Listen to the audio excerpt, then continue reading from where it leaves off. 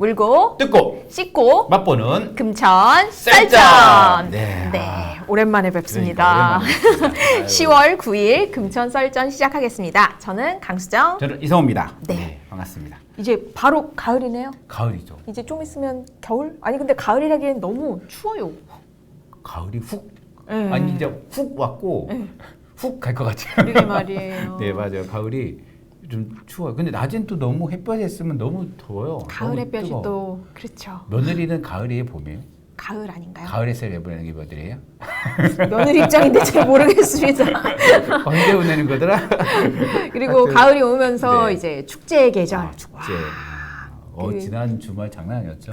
금천구 곳곳에서 맞아요. 네, 10월 축제가 3일부터 6일까지 장량 4일간 계속 있었죠. 이따가 뭐 주제에 나오긴 하겠지만 네. 갔다 오신 게 있으세요?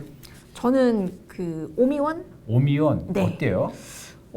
저는 공사하고 처음 가봤는데 우리 오미원이 달라졌어요. 시흥계곡이. 그래서 달라졌어요? 네. 그래서 저는 개인적으로는 이제 동네 주민분들이 편하게 오가실 수 있는 얕은 산? 네. 잘 해놨더라고요. 그래서 일부에서는 좋았던 돈지랄이다. 곳곳에 그런 부분이 보이긴 했는데. 왜냐면 거기가 네. 숲이잖아요. 숲인데 거기다 정원을 하니까 왜 숲에다가 정원을? 그러니까 좀 아쉬운 부분도 있었고, 근데 어쨌든 우리 지역에 네네. 그러한 산책도 할 수 있고, 거기 보니까 주로 이용하시는 분들이 어떤 분들이셨냐면 아이들, 가족 단위. 그러니까 왜냐하면 야트막한 산이고 네네. 그 조금 접근성이 좋아서 그런지 몰라도 어르신들. 네, 그쵸. 동네 분들이 산책 많이 오시고 거기가 네, 그러시더라고요. 시흥호동 그 생태공원 네, 그 밑에 그 옆에 시흥 계곡 그쵸, 그쵸. 입구 쪽에 이제 네, 조성한 네, 거잖아요. 네. 그 도시농업 체험장도 거의 다 완공된 것 같던데, 하여튼 한번 가보지 않았는데 한번 가보서. 네. 아직 완성된 게 아니라고 들었어요. 근데 그래요? 네. 앞으로도 들어갈 돈이 더 있는 것 같긴 하지만 네. 조금 네, 기대를 하여튼, 해보겠습니다. 네네. 제일 네. 인상 깊었던 게 뭐예요? 오미원에서 오미원에서 제일 인상 깊었던 거, 물이 흐르는 거. 원래 물 났잖아. 아니 근데 그거를 이제 아이들이 들어가서 야트막한 계곡 물에서 좀 발을 담글 수 있게 그래요? 해놓은 부분이 있더라고요. 그래서 요거는 여름에 그 미취학 아동들, 네네. 예, 그런 친구들이 그냥 물장구 치고 놀 수 있겠다 싶어서 오케이. 네. 그런 부분은 조금 좋았던 것 같아요. 네. 저도 한번 가서 바로 옆 동네인데 바로 집인데. 걸어가시면 됩니다. 네, 그러니까요. 네, 한번 하도록 하겠습니다. 자, 그러면 네. 이제 3분 주저리 해볼까요? 3분 주제리 오랜만에 네. 입을 해보겠습니다. 푸시고. 네, 네, 한번 시작하도록 하겠습니다. 네, 유성원 금천구청장이 제2차 추경안에 대해서 부동의하는 사태가 발생했습니다. 지금 본예산 부동의 이어서 지금 추경 부동의가 나온 건데요. 지난 9월 12일이죠. 금천구 의회 제251 임시회에 대해서 추경안에 대해서 부동의를 했는데, 문제는 지금 유성원 구청장이 왜 부동의 했는가에 대해서 전혀 의견이 밝혀지고 있지 않습니다. 그래서 다들 추정하고 있는 상황인데요. 일단은 이인식 금천구 의장이 본회의 마지막 날에 왜 부동의하느냐 물었는데 거기에 대해서도 답을 하지 않았습니다. 그래서 일단 금천구는 392억 7천만 원에 대한 추경안을 올렸고요. 이 중에서 뭐 한 15억 정도가 이제 감액이 됐고 예비비까지 있었는데, 여기에 대해서 늘린 증액 부분이 교육감 선거 비용 그리고 경로당 물품비 1,500만 원이 다였습니다. 그런데 이 부분에서 부동의한 거거든요. 왜냐하면 의회에는 삭감 권한이 있습니다. 삭감에 대해서는 동의가 필요 없습니다. 하지만 증액 부분에 대해서는 집행부의 동의가 필요한 건데, 이 부분, 그러니까 약 1,500만 원에 대해서 좀 부동의한 거라서 그 이유에 대해서 좀 궁금해지고 있는 상황입니다. 그리고 금천구민체육대회 우리 2년만에 한 번씩 하는 게 있죠. 이것이 연기됐습니다. 내년도 연기되는데, 그래서 10월 23일 구민회관 행사로 대체됩니다. 당초에는 10월 12일에 개최하려고 했는데요. 10월 16일 날 교육감 보궐선거가 예정되면서 23일로 연기를 해서 진행해볼까 했는데, 공무원들이 금천 공무원 구청 전용 임명 게시판 혁신 나눔에서 너무 힘들다, 너무 힘들어요. 그런 의견이 나오고, 하여튼 그 의원들도 여기 좀 동의하면서 일단은 내년에 개정 30주년에 하면서 넘기기로 했습니다. 그래서 올해 29회 구민의 날은 금날의 아트홀에서 10월 23일 날 진행된다는 것 알려주시면 될 것 같습니다. 그리고 금천 01번 마을버스 저희가 몇 번 알려드리긴 했는데 지금 사태가 다시 심각해지고 있습니다. 점점 주민들이 대체 마을버스는 언제 오느냐, 시골도 이렇지 않는다라는 것이 하면서 지금 시흥이동 주민들이 아주 뿔이 많이 났습니다. 그래서 지금 그도 계속 지금 구가 단지 협회장이나 이런 지하철을 그 단체들을 만나면서 설명하고 있는데요. 이번에 또 10월 7일부터 11일까지 벽산 1단지, 2단지, 3단지, 6단지까지 돌아다니면서 설명을 하고 있고 두 가지 방안을 지금 설명하고 있다고 합니다. 그게 뭐 금천 01번이 빨강과 파랑이 있는데 이거를 통폐합을 하면서 노선을 조정해보자 라는 제안이 있는데 실질적인 근본적인 대책이 안 되고 있어서 좀 문제가 되고 있습니다. 그리고 구청 로비가 리모델링해서 이제 개소를 했습니다. 그래서 좀 환해졌는데 일단 주민들 공간을 많이 줄지 않았냐라는 생각이 좀 들기 때문에 카페가 크게 공간을 많이 차지했고요. 그 더불어서 수유실이 바깥으로 민원실 밖으로 나와서 또 좋아진 점이 있습니다. 그런데 이 민원실 안에 있는 수유실을 지금 퇴직 공무원들이 준다라는 이야기가 퍼져서 이것이 뭐냐라고 물어봤는데 일단은 민원실 안쪽에 2평짜리 벌써 끝났네요. 이렇게 끝? 아니 야, 이게 되게 많은데 더 듣고 싶은데 되게 많은데 마무리를 해주시면 안 될까요? 네. 하여튼 민원실 안에 있던 수유실을 바깥으로 로비를 뺐습니다. 그래서 누구나 이용할 수 있는데 민원실은 이제 문을 잠그니까. 그런데 그 민원실 한 2평 정도 되는데 거기 수요실을 그거를 퇴직 공무원들에게 준다라는 그런 게 기사가 타에서 돌았습니다. 그래서 이게 뭐지? 퇴직 공무원들이 왜 이게 준다는 것을 하는 보니까 퇴직 공무원이 아니라 퇴직을 앞둔 공무원이죠. 퇴직 앞둔 1년이나 6개월 앞둔 사람이 이렇게 연수를 나간다는 거죠. 연수를 나가는데 연수를 나가면 자기 책상이 없잖아요. 연수를 나가면 왜 자기 책상이 없어요? 그러니까 보직이 없으니까. 그러니까 자기 책상이 다 없는 거예요. 자기 자리가 없는 거예요. 그래서 연수 6개월이나 1년 동안 해서 그 직장은 아직 구청인데 근데 그게 올 때 자기가 있을 데가 없다는 거야. 그래서 휴게소에 가시면 되잖아요. 그러니까 휴게소는 또 이게 뭐 이게 안마기 뭐 이런 거 있고 해서 있을 만한 곳이 아니라 하다. 그래서 이제 퇴직하시는 언제까지 많은 공무원들이 선배 공무원, 퇴직 공무원들이 연수할 때 구청 왔을 때 내가 좀 있을 만한 공간이 좀 있으면 좋겠다라는 거라고 좀 제안을 하더라고요. 그래서 한 20명 정도가 된대. 한 해에 좀 왔다 갔다 하는데 한 20명 안팎이라고 하는데 그분들이 구청에 왔을 때 자기 직장에 왔을 때 좀 있을 공간이라고 얘기를 했습니다. 끝. 어때요? 이거 퇴직 공무원? 이거 얘기해도 되나요 이제? 네. 3분 조절이 끝났으니까? 네, 끝났습니다. 네. 저는 좋은 방법이 있는데 어떤 거? 사무실에서 자리를 안 빼면 되잖아요. 아니면은 퇴직 그럼 공간이 아깝죠. 왜냐면 그분들이 퇴직하면 어차피 7급이나 아니면은 뭐 5급이나 4급일 거 아닙니까? 그럼 국장인데 국장 자리를 어디로 빼? 그걸 안 빼놓고 그냥 있어? 그런데 그 사람이 연수되면 그 자리는 신규 공무원으로 채워져 있는 거잖아요. 그래서 그러면 이 자리를 빈 자리를 1년 동안 6개월 동안 냅둬? 그것도 이상하잖아요. 그러면 안 오시면 되겠네요.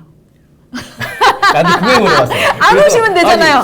아니 일을 하시는 것도 아닌데 왜 굳이 오셔야 되는 거지? 연수를 가면은 네. 뭐 쉬시라는 거잖아요. 그죠. 앞으로의 앞으로 이제 그렇죠. 은퇴한 다음에 앞으로의 미래를 설계하시고 한데도 이제 직장이니까 여기를 와서 뭐 정보교류도 하고 뭔가 할 게 있다는 거죠. 그래서 그리고 자주 오시나요? 물어보니까 자주는 안 온다는 거야. 그래서 하여튼 근데 뭐 계속 카페에 있을 수도 1층 로비에 계속 있을 수도 없고 그렇다고 부서에 가서 거기서 계속 앉아있어도 애매하니까 갈 데가 없다는 거야. 내가 직장은 지금 소속은 군청 공무원이고 퇴직은 아직 안 했지만 그러니까 그분들이 좀 편하게 올 수 있는 공간이라는 거예요. 그래서 그럼 컴퓨터가 설치되나요? 그러니까 그것도 고민하고 있다 뭐 이런 얘기 하더라고요. 아주 크게 확정된 건 아닌 것 같은데 하여튼 용도는 그렇다는 거죠. 조금 애매한 것 같아요. 그 구청 1층 시설 변경되고 나서 가보셨어요? 네, 가봤어요. 저도 갔는데 너무 많이 달라졌더라고요. 네, 그래서 많이 달랐죠. 여기가 어디지? 휘둥그레했어요. 네. 그래서 근데 사실은 1층은 그 용도가 주민 공간으로 활용되기로 한 거 아니었어요? 그러니까 지금 얘기가 되는 공간은 1층에 리모델링한 그 로비가 아니고 그 안에 민원실 우리 동무 때는 민원실에 에서 원래 수유실이 있었잖아요. 네. 그 수유실이 바깥으로 빠지면서 이 수유실 공간이 남는 어차피 거예요. 남는다. 2평 정도 남으니까 이 공간을 그렇게 활용해 보는 것이 어떻겠냐라는 것이 이제 구의 계획인 것 같더라고요. 애매합니다. 그쵸, 애매하죠. 네. 근데 이게 좀 약간 이제 좀 필요한 것 같기도 하고. 이게 공무원 복지라고 하기도 참 애매하고 어쨌든 그 공무원분들 공로연수 그 기간이신 거죠? 공연수에 6개월 또는 1년을 선택해서 나가는 건데 거기에 대해서 이제 의견이 그러니까 언제까지 계속 이제 선배 공무원들이 이제 퇴직하면서 그걸 계속 얘기했대요. 있을 데가 없다. 아 그렇습니다.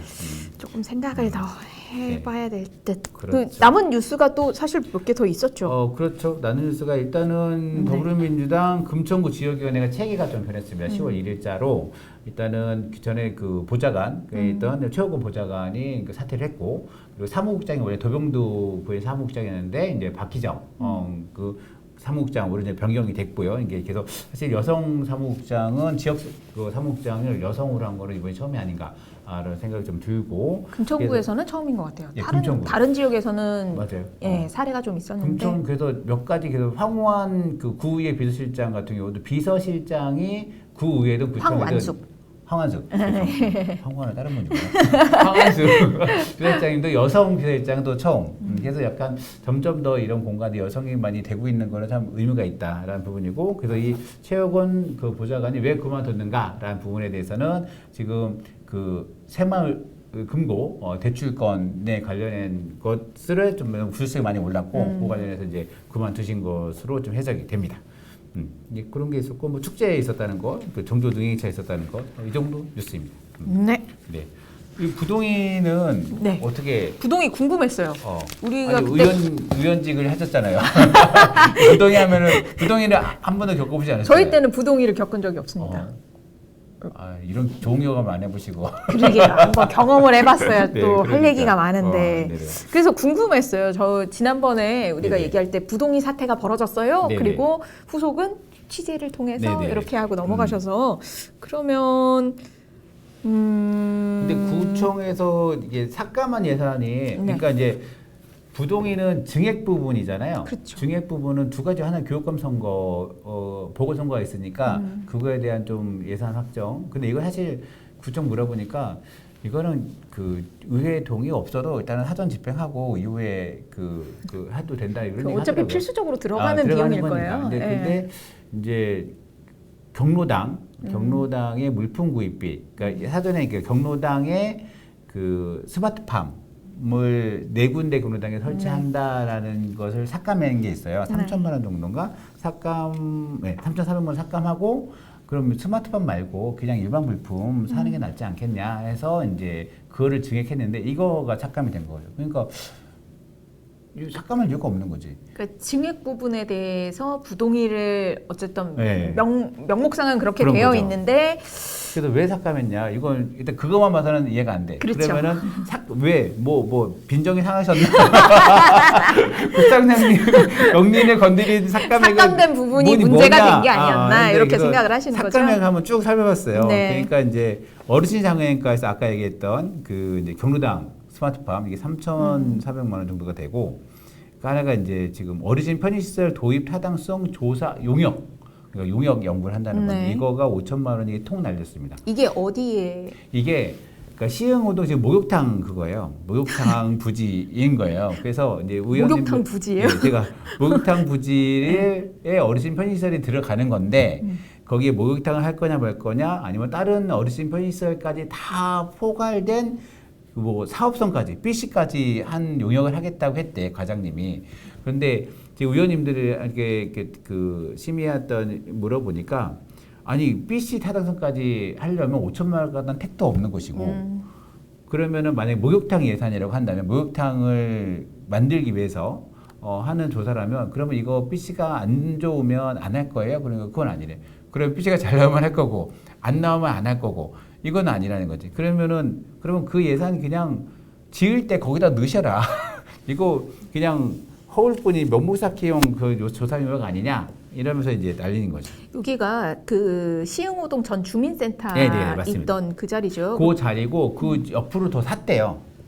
구에서 그 기존에는 그게 문화시설로 얘기, 문화재단이 들어가면서 문화시설로 얘기가 됐다가 지금 그 옆에 주변에 땅을 좀 더 사서 목욕탕으로 결정이 된 거예요? 아니, 그래서 어르신 편의 시설이란 거 된 것 같고 그래서 이게 목욕탕으로 하겠다고 아직 구가 명확히 얘기를 안 해요. 지금 구 의원님들이나 지금 지난 총선에서도 양당이 다 목욕탕 하겠다고 현수막을 다 내걸었거든요.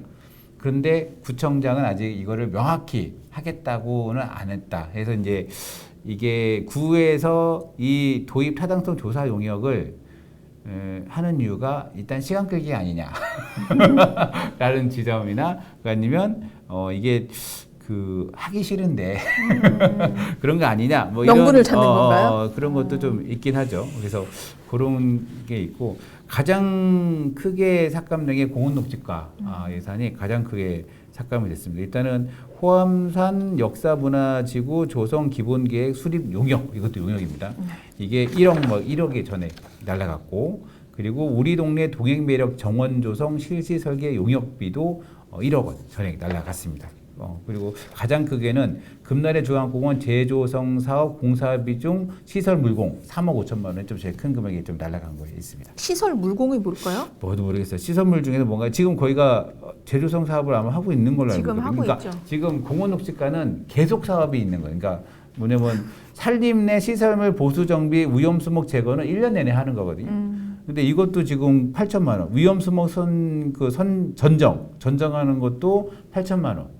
그러니까 이제 계속 하고 있는 사업들인데 왜 이게 그러니까 금산 그 예결특위 위원장님은 추경은 특히 1차도 아니고 2차 추경은 지금 9월이잖아요. 2차 추경은 아주 시급성을 요하는 것에 해야 되지 않냐. 연말까지 근데 다 소진할 수 이거 없으니까. 지금 1년 내내 하는 사업을 이렇게 올려버리면 이게 그러면 이거를 연초하든 하다못해 1차 추경 때 이걸 올려서 사업을 진행을 하든지 그렇게 하는데 지금 9월에 지금 이거 올리면 지금 10월, 11월, 12월 이렇게 남겨놨는데 이거 언제 이걸 하냐.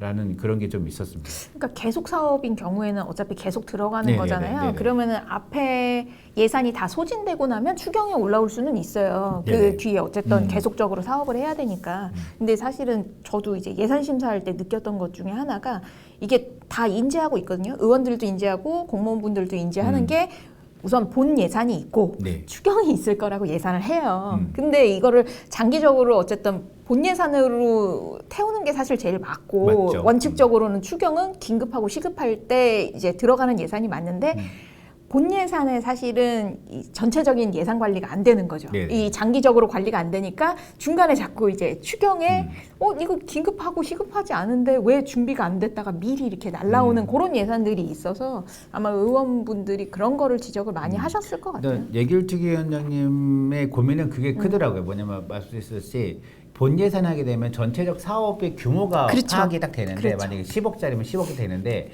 이게 여기를 한 6억 해놓고 네. 추경으로 계속 계속 들이밀어가지고 갖다 넣는 거죠. 마지막에 10억이 되는 거야. 그러니까 의회 입장에서는 처음에 6억짜리 사는데 맞아요. 갑자기 나중에 10억짜리 사고 두 배가 뻥튀기 그럼요. 돼버리니까 이제 이런 것에 대해서 언제까지 약간 관행? 네. 근데 이거를 좀 끊어내려는 시도가 아닌가? 그렇죠. 필요하죠. 네, 이런 그러니까 이게 부분들. 빼도 박도 못하는 거예요. 만약에 10억짜리 사업이 있어요 네네. 라고 본 예산에 밀어넣었어요. 그래서 오케이. 그래서 추진을 하기로 했는데 자꾸 2억, 3억 이렇게 들어와서 결국에는 20억짜리 사업이 돼버리면 그러니까요. 중간에 이걸 멈출 수도 없고 이게 그렇게 된 게 지금 독산 이동에 네. 하늘다리인가?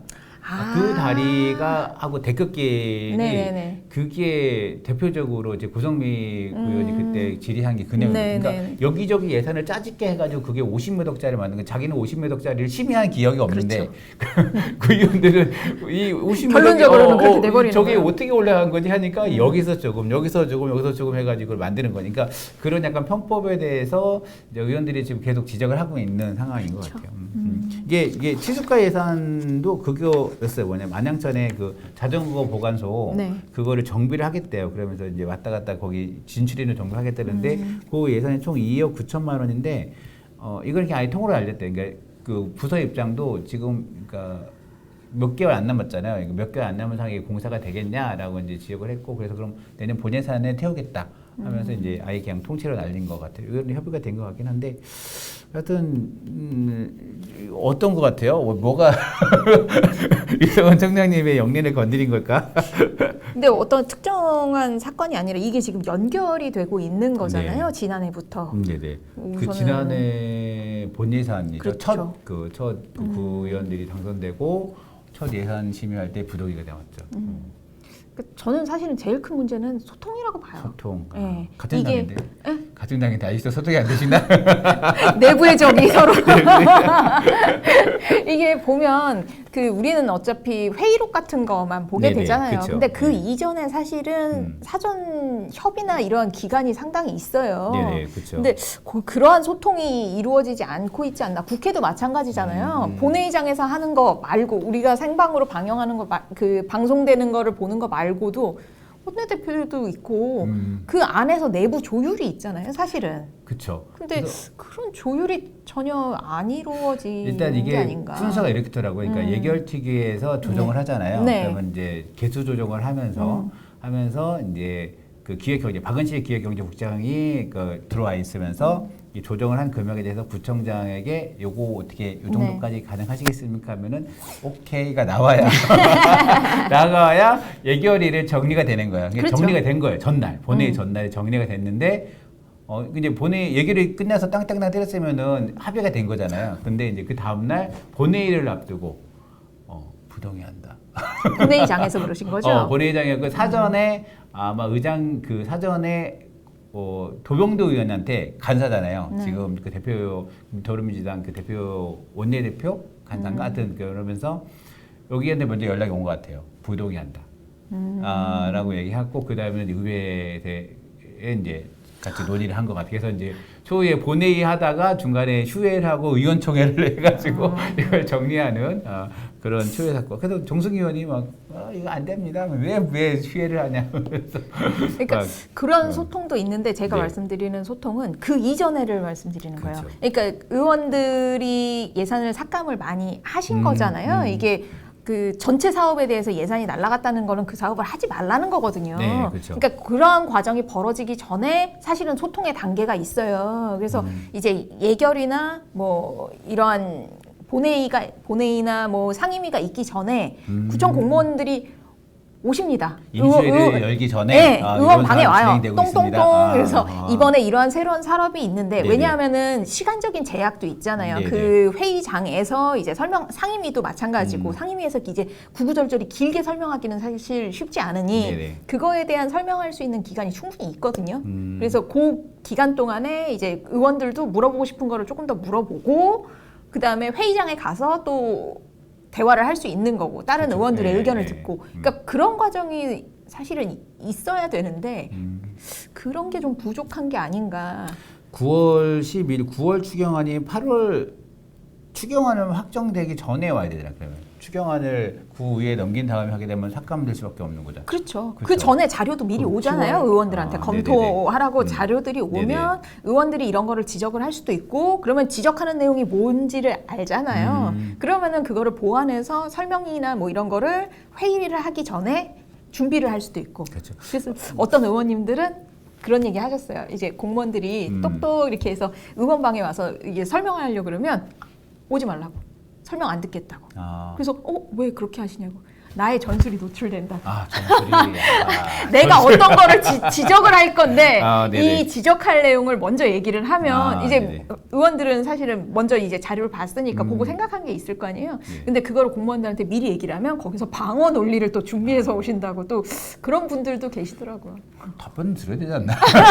그래서 이런 또 세계도 있구나. 네네. 그러니까 어쨌든 전반적으로 소통의 부재가 아닐까 그렇죠. 싶어요. 일단은 그 소통의 부재와 더불어서 아까 나는 그 언제까지 이렇게 논의가 되면 그렇게 설명하고 상임위에서 얼추 지적은 하되 예산은 웬만하면 건들지 않았던 가능이 좀 있었던 게 그러니까 구에서도 그냥 싫은 소리 몇 번 듣고 그냥 그 상임위 때 듣고 그냥 조금 예산은 안일하게. 안일하게 그렇게 대응했던 것 같고 사실 이제 구가 의원들이 설득을 해야 되는 거잖아요. 이제 국가장님이나 설득해야 되는 설득이 안 되는 부분들이 몇 개 있었던 것 같지 않나라는 생각이 들고 이제 그 부분에서 의원들도 그래서 저는 좀 약간 그 한번 고리는 꾸릴 필요는 있겠다 생각 들고 한번 이렇게 해줘야 좀 정신 차리고 잘하죠.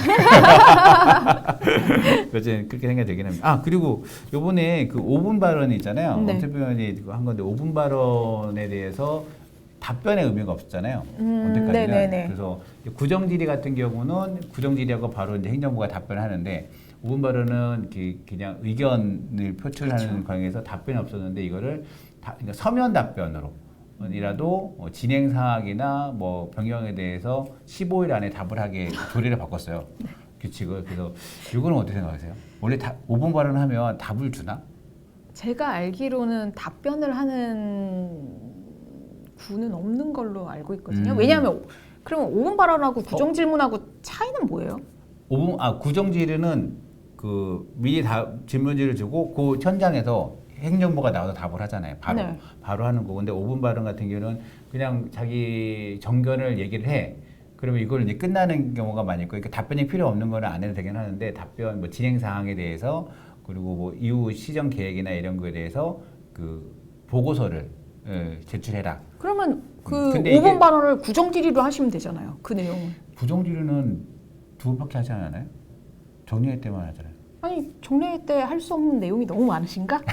요즘 5분 발언을 지난번 회기 때는 5분 발언을 의장 빼놓고 다 했어요.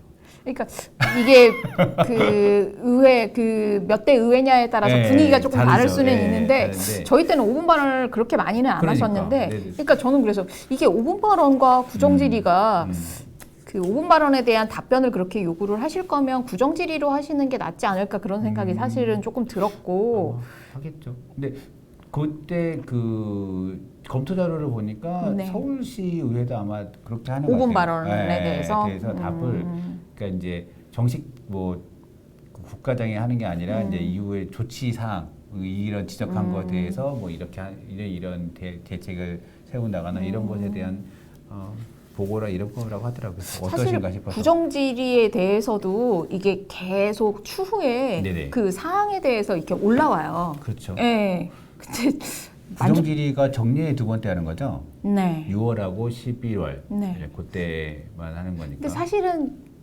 만족스러운 답변을 받았던 적은 없고 이게 조금 형식적인 느낌? 그런 부분이 많았던 것 같아요. 그러니까 5분 발언에서 이제 금천구 교육 체제에 대해서 뭐 이렇게 얘기를 해서 뭐 후속 답변을 이제 주실 거 아니에요, 피드백을. 네네네. 근데 뭐 어떻게 진행되고 있다, 뭐 이렇게 해서 답변은 계속 이렇게 올라오는데 그렇게 만족스럽지는 않았던 것 같아요. 그래서 네. 이게 그 엄세별 의원이 그 말씀하신 것처럼 이 적극적인 그러한 개선의 노력이 보이면은 좋은데 아니면은 그냥 형식적인 거에 그칠까봐 그 부분은 조금 네. 네, 하여튼 알겠습니다. 네, 혹시 뭐 더 얘기할 게 있을까요? 마을버스는 좀 심각한 것 같고, 어떡하냐. 그러게요. 네, 아니 마을버스를 지금 이 운행 시간에 대해서 개선을 하려고 노력을 하시는 분들이 주민들하고 그러니까 주민들은 일단 불만이 높아지고 있는 거고, 거기서 계속 요구를 하고, 그러니까 지금 SNS도 많이 올라요. 대체 근데 사실 오냐. 이렇게 민원이 많으면 의원분들이 움직이시고 구청에서 움직이고 이래야 움직여요. 되는데 움직이는데 지금 요번에 아까 10월 네. 언제부터죠? 7일부터인가 11일부터인가 그 지금 단지 그 입대위 회장들하고 입대위하고 지금 간담회를 쭉 진행하고 있고 네. 이 전에도 지난달인가도 그 교통행정과에서 또 돌았거든요. 네. 다 돌았고 의원들도 같이 돌았던 거, 의뢰에도 같이 의원 돌고 있고 요번에는 두 가지 방안에 대해서 이제 그 의견을 좀 듣는 방안인 것 같아요. 그 전에는 그 왜 이게 배차 간격이 이렇게 된지 상황을 설명하는 거였고 문제점에 대해서 네. 파악한 거였고 그 전에 올 초에 같은 경우는 이제 범인운수도 같이 다녔어요. 범인운수하고 부행정과 교통행정과를 같이 다니면서 해두면서 이제 그것도 욕 먹었죠. 왜냐면 아니 범인이랑 왜 같이 다니냐. 그때 욕 먹고 그 다음에는 이제 같이 따로 다니다가 지금 하는 건데. 이게 결국에는 이게 구는 계속 이게 민간 영역이다. 네. 라는 그 얘기하는 거죠. 민간 영역인데 이것에 대해서 사람 채용하는 문제인데 사람을 그리고 운전기사가 채용이 안 되는 부분이라고 좀 범일은 얘기하고 있는 거고, 뭐 일부 시민사회단체는 야 너네가 급여를 더 많이 주면 되지 않냐. 그러니까 이제 시내버스하고 마을버스가 급여 차가 좀 있잖아요. 그러면 올려라. 근데 또 범일은 이 마을버스의 급여는 그 서울시 마을버스 협회인가 있나 봐요. 거기에 급여가 다 똑같다. 기사분들의 급여가. 이렇게 얘기를 했더라고요. 그렇게 이제 얘기를 한다는데 그게 말이 되나? 급여를 그러면 그렇게? 재밌네요. 그러면 타 지역의 마을버스 기사분들은 그 급여를 받고 네네. 지원을 하시고 금천구에 있는 기사분들은 지원을 안 하신다는 얘기예요? 무슨 지원? 아니 그러니까 기사분들이? 기사분들이 네네. 급여는 급여 수준이 똑같으면 급여 네네. 때문에 지원을 안 하시는 건 아닌 거잖아요. 급여 일단은 그때 어제 윤영희 의원님이랑 통화했는데 윤영희 의원님이 지금 그러니까 시내버스도 많이 빠져나간다고 하더라고요. 인력난이 있다고 하더라고요. 그러니까 마을버스에서 시내버스 가는데 원래 예전에 3년인가 2년 했는데 이것도 1년으로 줄어서 넘어갈 수 있게 했고 또 시내버스도 많이 좀 다른 업종으로 빠져나가고 있다라는 얘기를 많이 하시더라고요. 그래서 이게 전체적으로는 이제 운수업계의 문제, 이게 좀 라이더로 많이 빠진다는 얘기도 있긴 하거든요. 그래서 그런 문제다라고 얘기를 하시는데 그러면은 방법이 없는 거냐라는 이런 고민인 거지. 그러니까 저는 이제 금천구 안에서만 고민을 할 게 아니라 네네. 어쨌든 마을버스의 그 기사분의 운임료 급여 네네. 부분이 동일하게 적용이 된다면 타 지역도 같은 거를 겪고 있을 거 아니에요. 그렇죠. 그죠? 그러니까 그런 부분을 조금 살펴봤으면 좋겠어요. 이게 보면 민원이 들어왔을 때 그냥 그 민원 이쪽 민원 이렇게 해서 그 민원만 이렇게 보고 있으면 답이 없어요. 사실은 네. 해결할 만한 답이 없는데 조금 시선을 밖으로도 좀 돌려봤으면 좋겠어요. 외부에서는 어떻게 하고 있는 거지? 그럼 타 지역은 저도 괜찮나?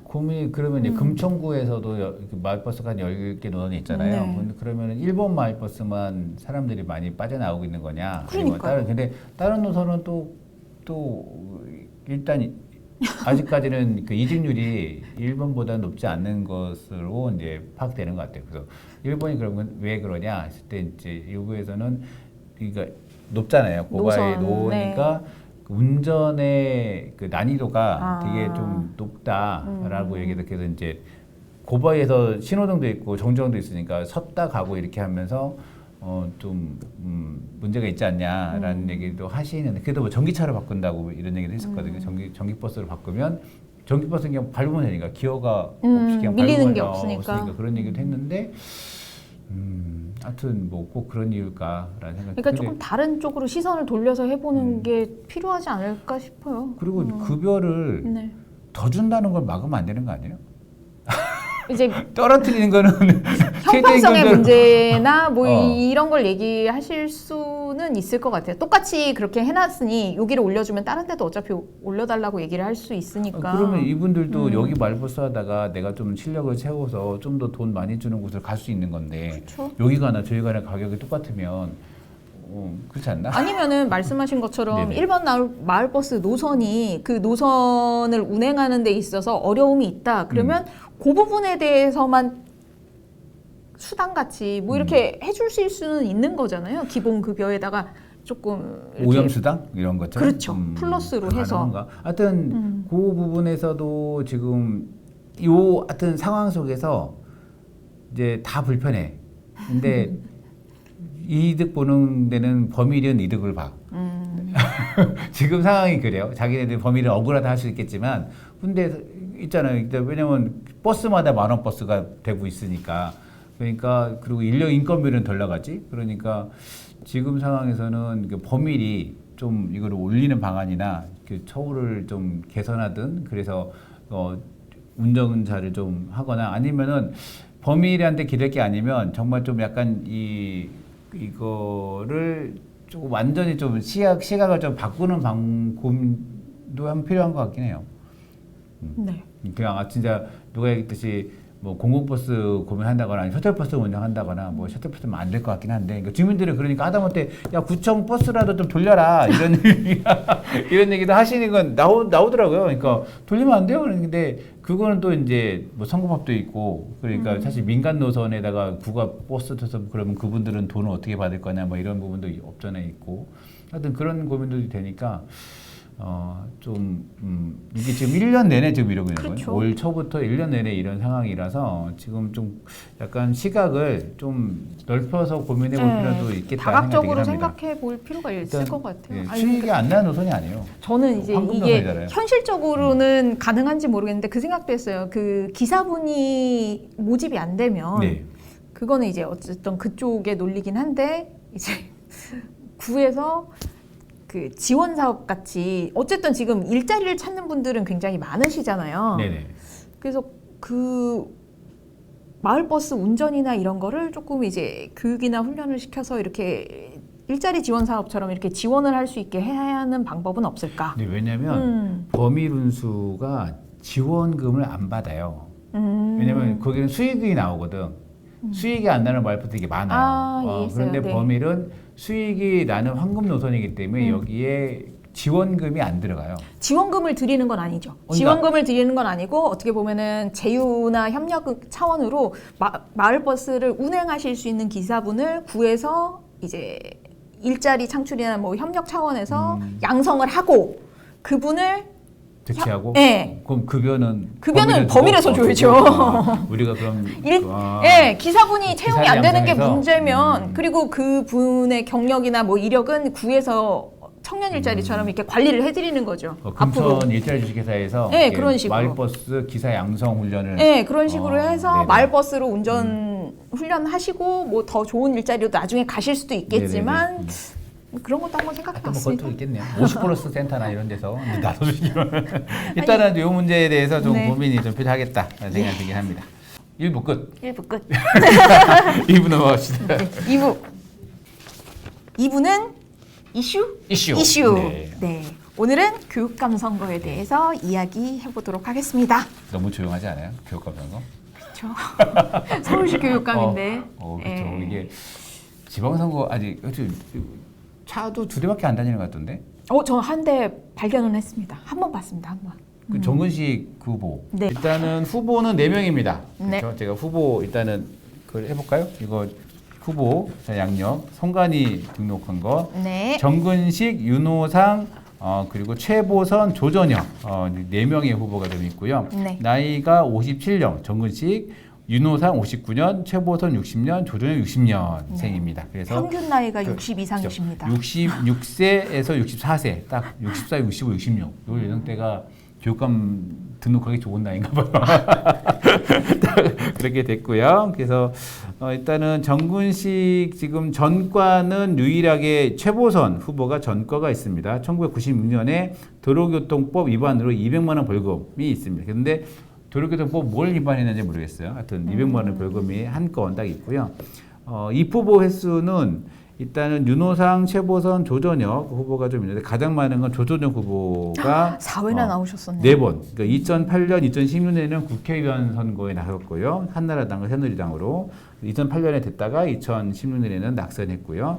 그리고 교육감 선거를 2014년에 경기도 교육감 선거 나왔었고 2022년에 서울시 교육감 나왔지만 낙선했습니다. 그래서 이건 일단 이 교육감 후보자는 최근 1년에 당적을 가지면 안 되는 걸로 네. 알고 있어요. 근데 이게 명확하게 당적을 오! 새누리당으로 그래서 1년은 아니지만 이렇게 일단 당인 색깔이 명확하신 분입니다. 그리고 정근식 후보의 주 경력은 일단 서울대학 대학원 졸업했고요. 서울대학교 명예교수고 현 서울민주진보교육감 추진위원회 추대 후보가 이제 경력이고요. 윤호상 후보 같은 경우는 지금 한양대학교 교육대학원 겸임교수고 그리고 주요 경력으로는 중고등학교 4개 교장, 강남중 서울미술고 도성고 신도림고 교장을 역임을 했습니다.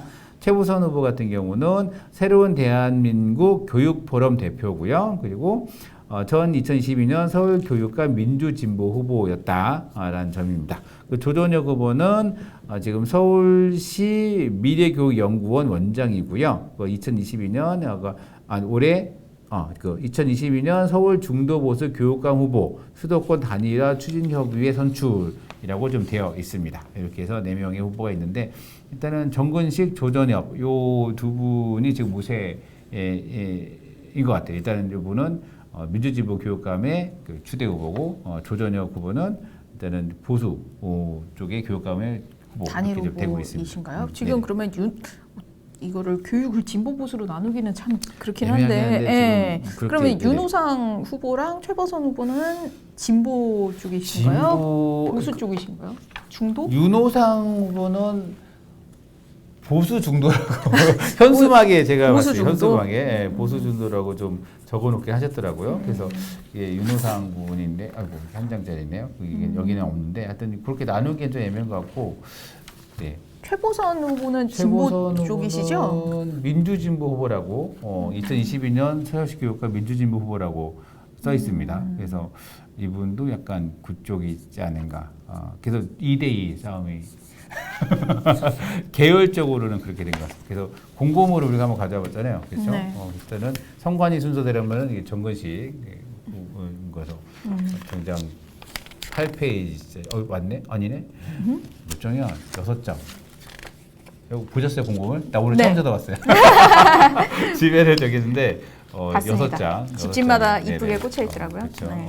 정보시국에 있고 그다음에 우리 윤호상 후보님은 이제 이게 한 장짜리.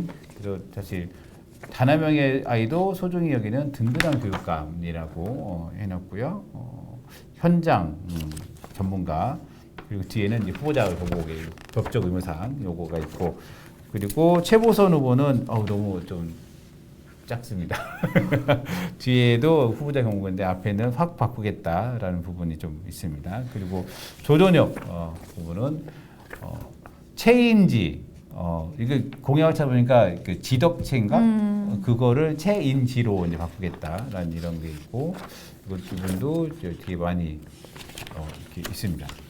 근데 페이지가 맞습니다. 공보물을 보면은 그 정근식 후보랑 조전혁 후보는 공약 부분이 그래도 네네. 들어가 있는데 다른 두 분은 공약에 대한 부분은 그쵸. 없네요. 일단은 최보선 후보는 지금 맨 앞에 거기에 좀 공약이 이렇게, 있나요? 차별 없는 공정한 서울교육 구현, 그리고 QR 코드가 있습니다.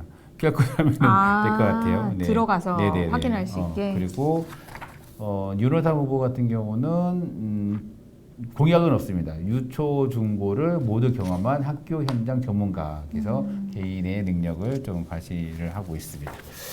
네. 그래서 일단은 그 조전혁 정근식 후보님의 그 선관위에 이거 공보물 말고 선관위 가면은 5대 공약 이런 걸 좀 볼 수가 있어요. 그거에서 좀 찾아본 건 있긴 한데 공약이 공보물 봐서는 잘 모르겠죠. 공보물 봐서는 두 분이 색깔로만 알겠어. 이게 네. 지금 보궐선거잖아요. 네네. 갑작스럽게 사실은 치러지는 선거라서 그렇죠. 준비하는 기간이 그렇게 길지 못했을 것 같아요. 네, 맞아요. 그런 것 같아요.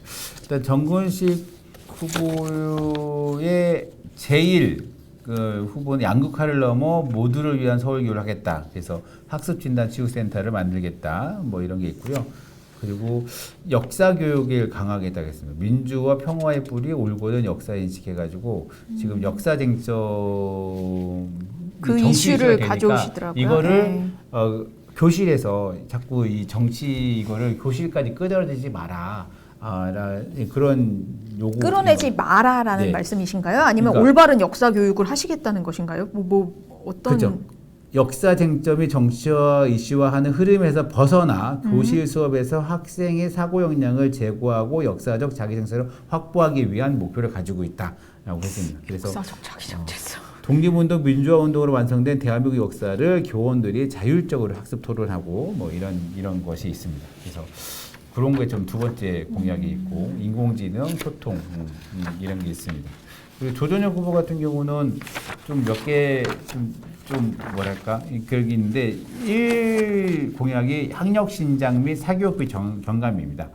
근데 그렇습니다. 그래서 방과후 학교를 자유수강권을 줘서 최대 100만 원 해가지고 이제 자유수강권을 준다 하는 게 있고, 그리고 기존 혁신학교 및 내부형 교장 공모제 폐지, 정치 이념 편향 교육, 극단적 페미니즘 동성애 교육 금지, 그리고 사립학교 지원을 강화하는데 교원 임용의 자율성을 강화하겠다 이런 게 좀 있고요.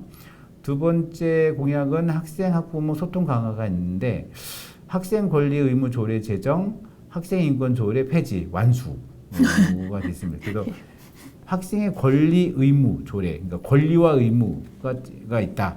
권리에는 책임과 의무가 따른다를 알려주는 조례를 제정하겠다고 적혀 있습니다. 그래서 학부모 의회를 신설하겠다고. 지금 학부모 회잖아요. 네. 학부모회가 있는데 지금 학부모 의회를 신설하겠다라고 좀 얘기를 하고 계시고, 교권 보호관을 신설하겠다라고 좀 얘기를 하고 계십니다. 그리고 학교폭력 범죄로부터 안전한, 그래서 학교별로 1 상담교사, 1 변호사, 1 경찰관 제도를 들어오게 돼요. 그래서 상담교사는 아마 있는 걸로 같고, 경찰관도 지금 아마 있는, 학교 보호관인가 있는 걸로 알고 있는데, 변호사도 이제 하겠다 한 것 같습니다. 그래서 그런 게 있고, 네.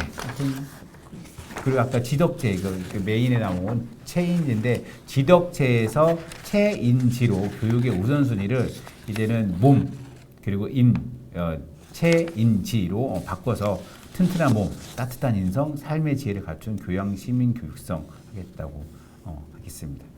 또 이렇게 좀 되는데, 전 교육 잘 모르겠어요. 우리 애들 교육인데, 너무 좀 이거를 그냥 무 자르듯이 진보 보수 이렇게 나눈다는 것이 사실은 조금 저는 무리가 있다고 생각이 들고요. 이게 정근식 후보, 조전혁 후보 이렇게 있는데, 사실 공약의 구체성은 조전혁 후보가 굉장히 공약이 구체적이시고요. 정근식 후보는 사실은 좋은 말씀은 많은데 구체적인 공약에 대해서는 사실은 조금 잘 모르겠어요. 그래서 그리고 이제 개인적으로 이제 공약을 살펴본 거에서 조금 눈에 띄었던 거는, 이제 우선 정근식 후보 이렇게 보면 그 요즘에 느린 학습자에 대한 얘기가 많이 되고 있잖아요. 그래서 이제 학습진단 치유센터, 그래서 학생들의 학습 부진, 경계선 지능 등의 그 문제점을 진단하고 치유할 수 있는 인프라를 구축하겠다. 이런 거는 사실은 조금 좋은 것 같고, 그 다음에 뭐 그 공약으로 제시하신 것 중에 자기주도형 학습 나침판. 여기에 어떤 내용이 있었냐면, 그 아이들이 자기주도로 학습을 할 수 있도록 그런 내용도 있었고, 그 요즘에 신문 기사에서 계속 나오는 그거 보셨어요? 아이들의 문해력이 지금 많이 떨어지고 있다는, 사실 실제로 그걸 경험할 수 있거든요, 보면. 그래서 그런 부분에 대한 것도 들어가 있어서 사실은 좋았던 것 같고,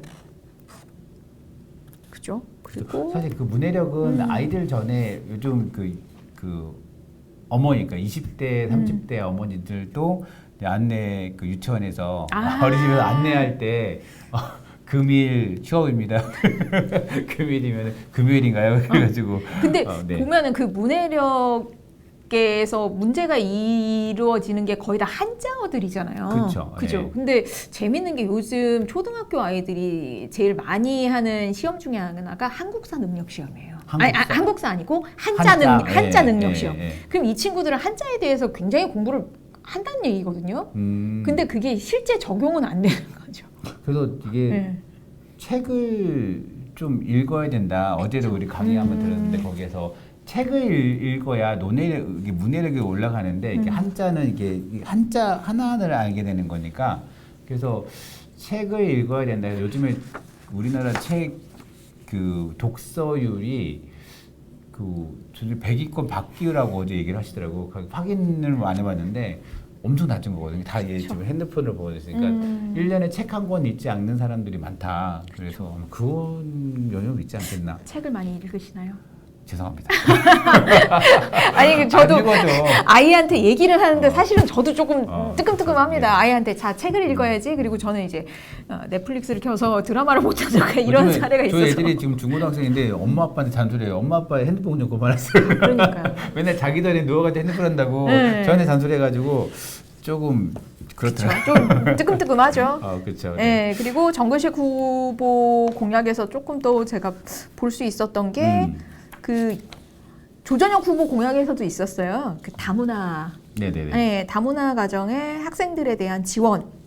그 오늘 본 신문 기사에 그 그 어떠한 학교에서는 가정통신문을 4개 국어로 이렇게 아하. 나간다고 네네. 예, 제가 그 기사를 봤거든요. 근데 사실 그걸 보면서 조금 이제 삐딱하게 생각을 했던 건 4개 국어에 뭐 중국어, 베트남어, 러시아어 뭐 이런 식으로 있었는데 영어는 없어요. 영어는 저기가 아니에요? 다른 근데 건 아닌가? 저는 이제 약간 삐딱하게 생각을 해봤을 때 우리가 다문화 가정이라고 했을 때 대부분 다문화 가정하면 생각하는 지역 나라는 중국, 베트남, 필리핀이죠. 네, 그렇죠. 그 유럽이나 영미권 쪽 아동은 뭐, 다문화 가정이라고 다문화긴 하죠. 다문화긴 한데 그거 있으면 우리가 다문화 일반적으로 생각하는 다문화에는 들어가지 않는 경향이 있더라고요. 그래서 아 이게 또 인식에 조금 차이가 있구나. 그죠? 그런가? 저만 그런가요? 그래서 그런 부분도 조금 생각해 볼 필요는 있겠다. 네네네. 그러니까 다문화를 배려하는 거, 아니 다문화가 우리가 같이 어쨌든 우리 공동체 안에 들어와 있으니까 같이 살아가는 건데 그런 부분에서 우리가 조금 인식의 차이가 있지 않을까 그런 생각이 살짝 들었습니다. 알겠습니다. 일단 두 후보님들의 그 차이가 좀 몇 개 있긴 한 것 같아요. 그러니까 네. 학력 신장에 대해서는 다 고민하는데 학력 기초학력. 신장의 기초학력인데 방식이 좀 달라요. 이제 그 정근식 후보 같은 경우는 학습 진단 치유센터를 하겠다는 부분이고 조전혁 후보 같은 경우는 어디 갔냐 자리가 조전혁 후보 같은 경우는 아까 저기 뭐지 그 시험을 다시 보는 것으로 초등학교 지필고사. 지필고사를 부활한다 부활, 네. 해서 있습니다. 그래서 이게 능력이 좀 다르고 방과후 같은 경우도 정근식 후보 같은 경우는 방과후 무상교육을 실현하겠다라는 부분이 네. 있고 조정근 후보 같은 경우는 100만 원의 수강권을 주겠다. 그것도 있었습니다. 방과 후 선행학습 허용. 그래요? 예, 조전혁 후보는 네. 그냥 그 방과 100만 원이 선행학습은 아니라 뭐예요? 방과 후에서는 1년 정도 선행학습을 하는 것도 괜찮다. 예, 그거를 허용하겠다. 방과후는 대부분 무슨 체험 프로그램 이런 거 아니에요? 방과 후에 사실은 지금 아이들 보면 영어도 사실 들어가 있고, 영어. 예, 수학도 들어가 있는 경우가 있고, 네네. 예, 기본 과목이 음. 방과 후에 이렇게 편성되어 있는 네네네. 것도 있거든요. 그래서 네. 그리고 역사에 대해서도 좀 다 넣었어요. 역사에서 조전혁 후보 같은 경우는 이제 언제까지 교육청이 이념 교육을 해왔다. 그래서 이걸 없애겠다는 것이었고, 그리고 정치 이념 편향 교육, 극단적 페미니즘 이런 거 다 없애겠다라는 얘기를 한 거였고, 정우시 후보 같은 경우도 지금 뉴라이트 역사 왜곡이 심하다. 그 이것이 지금 교육 정책까지 넘어가고 있다. 이거 심판해야 된다. 이렇게 이거를 되게 사실 공부문에 되게 크게 적어놨어요. 그래서 이런 부분들에 대해서 같은 역사를 교육에서 이 역사 이념 전쟁을 교육으로 들어오지 않겠다 하는 거는 다들 똑같은데 이 방식이 또 그렇죠. 다른 것 같아요. 이런 부분들이 좀 있어요. 조전혁 후보는 그 뚜렷하게 이제 제시를 하는 게 제가 아까 말씀하신 극단적 페미니즘과 예, 동성애 예, 교육 금지 맞아요. 이렇게 되어 예. 있는데 사실 이런 교육이 이루어지고 있나요? 그러니까 그러니까 이거는 저기 아닌가요? 그 양성평등이나 인권교육으로 인권교육으로 진행이 되고 있는 건데, 안 된다, 그렇죠. 이런 건데 동성애를 교육을 하진 않잖아요. 그렇죠. 동성애가 좋다 이런 걸 하잖아요. 이게 그래서 그렇죠? 조금 그리고 보면 이제 사립학교 지원 강화에서 어떠한 공약이 들어가 있냐면 인성교육 차원에서 종교교육 허용. 그래서 이것도 사실은 갸우뚱한 게 이제 보면은 사립학교가 이제 대부분 종교 그쵸. 쪽하고 연관이 있는데 원치 않는 그 종교 교육을 강제로 듣는 거에 대해서도 사실은 저희 문제 제기가 큰아이가 됐잖아요. 그 예. 기독교 학교예요. 그쵸. 목사님이 상주를 하더라고요. 그래서 맨날 그 예배가 있어. 그쵸. 그래서 이제 그때 입학할 때 선배들이 안내게 물어봤어요. 종교실에 뭐 어떻게 그 종교가 없다 아이가 근데 후배가 그러니까 어떻게 하냐 그러니까 그냥 그 예배 시간 와서 자면 돼요. 그러더라고. 그럼 그거를 참여 안 하면 어떡하? 그러면 목사님과의 면담이 시작될 겁니다. 그래서 면담이 시작되는 건가요? 그냥 편하게 와서 주무시면 됩니다. 아니 그러니까 조금 불편한 부분이 그러니까 그래서 이게 좀 그런 것 같아요. 그래서 요거는 종교 자유는 그렇죠. 좀 보장해줘야 되지 않냐라는 생각이 들긴 합니다. 저는 사실은 저도 이제 고등학교는 미션 스쿨이었는데 저는 종교는 기독교거든요. 아, 근데 그거를 강요하는 거는 굉장히 좀 불편하더라고요. 저도 중학교 때 성경을 처음으로 성경책이 있었어. 그래서 이거냐 뭐냐 그랬는데 강요한다고 되는 건 아닌 것 같은데. 그 조전혁 후보 중에 우리 학생들이 좋아할 만한 공약이 하나 있습니다. 뭐요? 수행평가 비율 및 횟수 대폭 축소. 수행평가 많이 하나요? 수행평가 많이 하죠. 네, 그래서 특히 고등학교 친구들은 굉장히 조금 힘들어하는 게 중간고사, 기말고사 끝나면 시즌이 왔습니다. 그래서 무슨 시즌이 온 거지? 그랬더니 수행평가를 한꺼번에 몰아서 하는 것 같더라고요, 보니까. 그래서 그 부분에 대해서 굉장히 부담을 많이 갖더라고요. 그래서 요거는 학생들이 좋아할 만한 그런 공약이 아닐까 싶었습니다. 그리고 좀 교권 문제도 좀 달라요. 뭐냐면 저전에는 교권 보호관을 신설한다는 부분이 있었고 교권 보호팀을 강화해서 교육 활동을 하겠다. 그리고 수업 방해 학생 분리 조례를 제정하겠다 이렇게 좀 되어 있거든요. 조전혁 후보 같은 경우도 교권 침해를 실시간 대응하겠다. 교육 활동 보호하기 위해서 신속 대응팀을 운영하겠다. 또 이렇게 되어 있습니다. 그래서 교권의 부분도 요즘 계속 화두가 되고 있어가지고 이제 이런 문제도 좀 나오고 있다. 그러니까 그 학교 안에 문제를 이해하는 방식이나 대처하는 방식이 굉장히 다른 것 같아요. 근데 이제 저는 조전혁 후보의 그러한 공약을 보면서 조금 느꼈던 게 이게 학교가 감옥인가? 아니 왜냐하면 그 공약에 또 그런 내용이 있었어요. 학생들이 수업에 들어갈 때 학교에 왔을 때는 휴대폰을 다 반납하는 내용도 있었고 네네. 여기 보면은 아까 말씀하신 경찰관, 변호사 이렇게 있는데 굉장히 약간 그 억압적이고 좀 딱딱한 느낌이 들어서 네네. 그런 생각이 사실 조금 들었어요. 근데 저는 이제 제가 보는 그 학교 안에 교권 문제는 선생님들의 자살도 있었고 굉장히 네네. 어려워하셨잖아요. 그 학교 안에서 일어나는 그러한 문제에 대해서 시스템적으로 해결하지 않고 사실은 교사 1인에게 모든 책임이 가는 구조로 되어 있잖아요. 네네네. 그래서 그런 거를 조금 개선해 주는 게 필요하지 않을까. 여기다가 변호사를 투입하고 경찰관을 투입하면 그게 교권이 올라가고 완화될까? 그거에 대한 생각은 조금 들긴 일단 하더라고요. 변호사 요거는 이제 교권보다는 학교 폭력. 요즘에 이제 AI나 뭐 딥페이크 이런 것들이 많으니까 이런 학교 폭력에 대해서 하는 건데 지금 상담 교사하고 경찰관은 아마 뭐라고 하더라 학교마다 전담 경찰이 아마 있는 걸로 알고 있어요.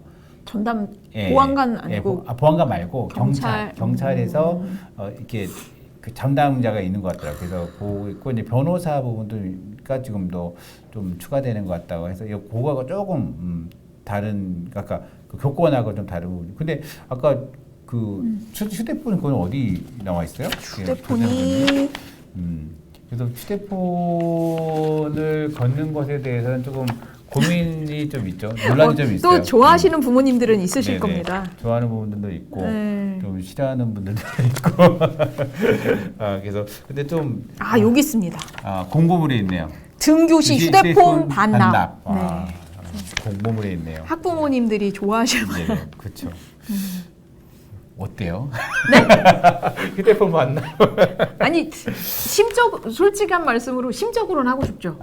근데 이게 맞는가에 대한 생각은 조금 들어요. 이제 그게 반납을 앞두고 끝이 되는 게 아니라 그 아이의 그 자율권이나 이게 선택할 수 있는 부분 본인이 통제할 수 있어야 되는데 네네. 그 부분을 지금 일단은 수업 시간에는 걷잖아요. 걷던데 그 휴대폰 그 걷는 이게 있더라고요. 그 반에서 네네네네. 그래서 하기에 쫙 하고 휴대 시간에 이렇게 쉬는 시간에 주고 옛날에 우리 물 주번처럼 휴대폰 부분이 있던데 그래서 지금도 하고 있지 않는가? 하여튼 그런 부분이 좀 이거는 등교시 휴대전화 반납은 아예 안 주시는 거잖아요. 그러니까, 쉬는 시간이고 정문에서 네. 정문에도 바쁠 텐데 그러면 네, 하여튼 참. 그런 부분들이 좀 있는 것 같습니다. 그래서 네, 조전 후보하고 정호식 후보하고 일단은 양강의 상황인 것 같긴 한데 하여튼 그렇습니다. 또 있었는데 네. 하나 더 얘기하고 싶습니다. 네네. 그 조전혁 후보 공약이 꾀알 같은 게 많아서 출퇴근 시간 등 등하원 부담을 줄여주는 등하원 돌봄 스테이션. 네네. 저도 이게 좀 약간 뭔가 싶더라고요. 그러니까 그러니까 부모들이 출근하는 시간이 아이들 등교 시간보다 이르잖아요. 네. 그래서 등하원 도우미가 있어요, 사실은. 그렇죠, 있죠. 예, 그래서 그런 부분을 이제 교육청에서 도와주시겠다는? 그러니까 지금 여기 공보물에도 전철역 등 교통 거점에 등하원 부담을 덜어주며 등하원 돌봄 스테이션을 신설하겠다. 그러니까 버스 정류장이나 아니면은 지하철역 앞에 출근할 때 자녀를 아이를 맡길 맡기면 수 있는 뭔가 스테이션 장소가 만들어지거나 아니면 그러니까 순환버스가 그러니까 어디 거점, 그러니까 어린이집이 네. 버스가 돌아다니는 것처럼 어디 거점에 있으면은 나오면 이제 순환버스가 오는데 지금 근데 이게 등교 셔틀버스잖아요.